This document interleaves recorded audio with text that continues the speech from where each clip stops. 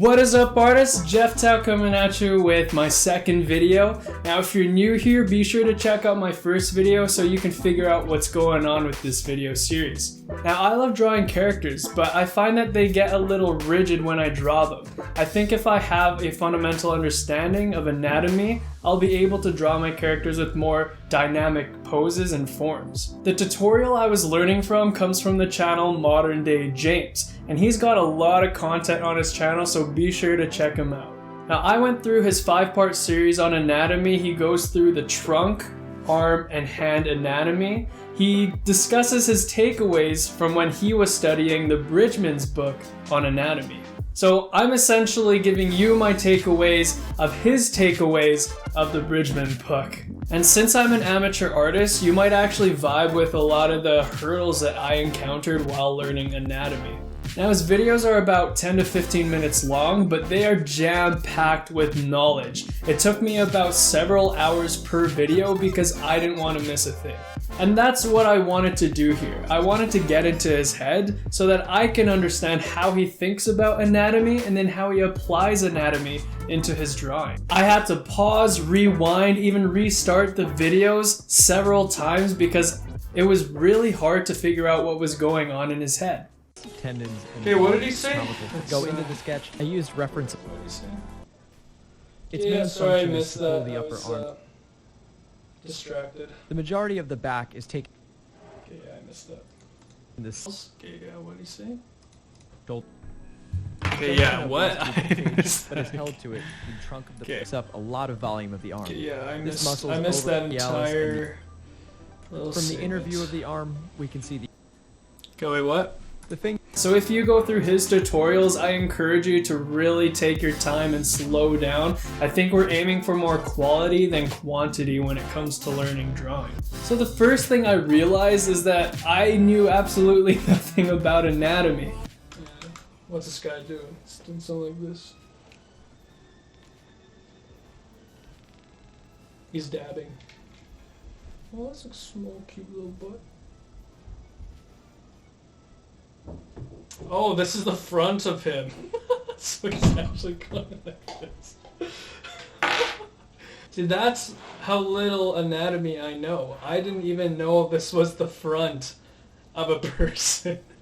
I pretty much only knew what was obvious on the surface of the skin, but how these muscles contracted and where they were placed under the skin, I had no idea about. Now we go to the gym and we do these workouts that isolate different muscle groups, so we kind of have a general idea where these muscles are, but we don't know their exact sizes, the shapes, or how they even interact with each other. That was one of the big takeaways for me, just realizing how these muscles interact with each other and are connected with one another.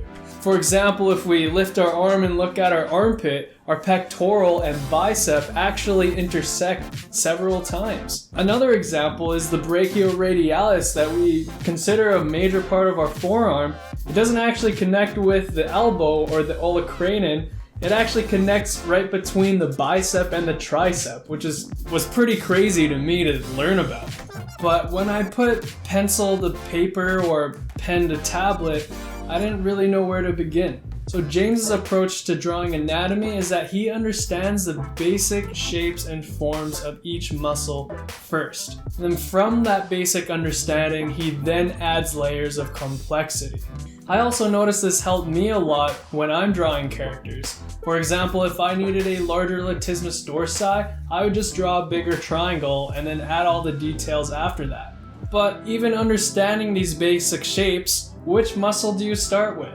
So another thing I noticed James does is that he actually starts with what frames the body first. For example, the latissimus dorsi and the triceps, if your arms are up, frame the body.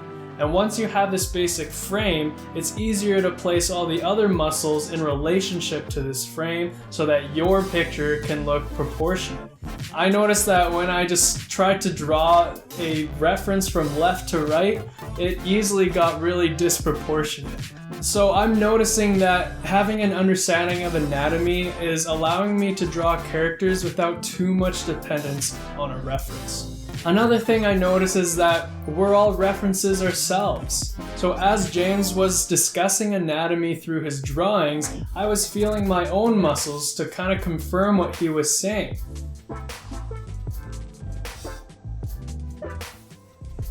Feel those thumb extensors.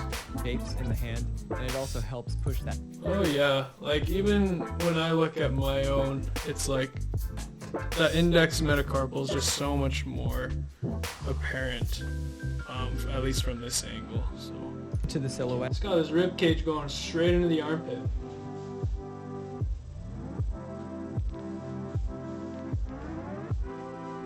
It goes straight in the armpit. And doing this gives me a realistic kind of reference point to draw my knowledge of anatomy from. And instead of finding the perfect reference online, understanding my own anatomy actually makes my drawing much more efficient. If I needed to rotate my arm to a certain angle, I would also understand how the muscles change shape and perspective as I rotated that arm. It's kind of cool because I feel like I'm learning about my own anatomy and my own body, and I see myself in a different light, understanding what lies underneath the skin. Although I can't really see it because I have all this layer of adipose, I can feel it still and still picture in my mind the 3D structure of my muscles. Finally, to make this journey a lot more funner and rewarding for myself, I decided to incorporate all that I learned this past week into an art piece. And so I drew a cyberpunk Oni.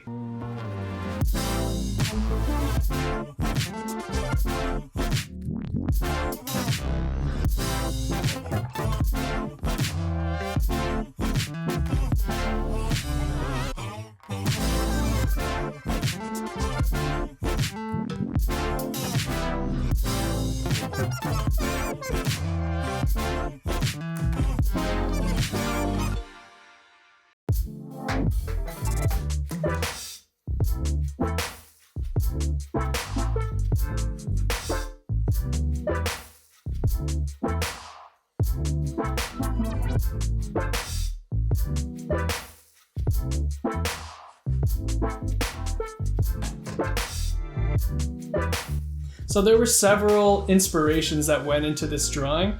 First, my wife thought it was pretty cool how I highlighted each muscle a different color while I was doing my anatomy homework. So I took this concept and I decided to give some muscles a cybernetic enhancement. And second, me and my friends play Valorant and we were raving about the Oni skin, so I had Onis just kind of dancing in my mind for some time. So I took some inspirations from Street Fighter's very own Akuma with all the aura and the levitating hair, and I decided to apply that to my concept as well. I decided to leave out the Oni teeth because it was kind of not really the look that I was looking for my character. And so maybe he was poached and left for dead on the side of the road and this cybernetic engineer walks by and decides to repair him. Who knows? There's a lot of different ways we can go about telling this guy's story. Maybe we'll see him return after I learn some more throughout my art journey. Well, that's it for now. This past week has been so awesome. It just gives me more motivation and fire to keep learning and growing. Join me on Twitch. It was really fun hanging out with a lot of you guys, a lot of friends that I haven't seen for a while. Join me on Discord as well. There have been several artists that joined already and we're sharing tips and tricks and resources with each other, even sharing our own homework as well. So I'm really excited about this community and I keep hoping that you guys don't neglect your passions for art as well. I'm going to try to upload a video every week, so please be accountable to me. Thanks to all of you who have already supported me, and it really does help. I'll keep updating with my homework and what I'm learning as well. I hope you guys keep growing too. That's it for now. Thanks for watching the video. Peace out. Because your eyelids are pretty much kind of like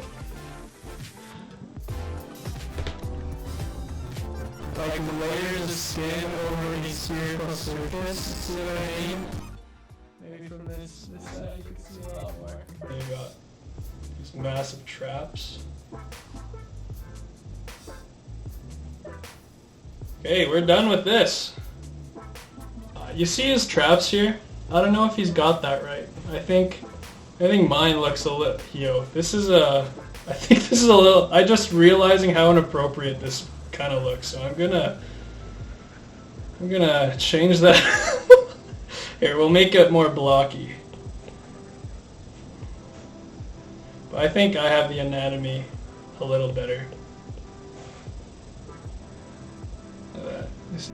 Man, this is the quality Twitch stream content that you guys get. You get little diglets that are supposed to be fingers, right? This is like the opposite of why someone would watch a Twitch channel, right? Or a YouTube channel. We're far too often we're going to that search bar looking for professional work. No, you get absolute trash here, like amateur to the max. Well, that's the thing. I think there's so much professional stuff out there. Amateurs, that divide between amateur and pro becomes really, like the chasm is so wide. Even though they're given all these tips and tricks, sometimes amateurs don't know what to do with it.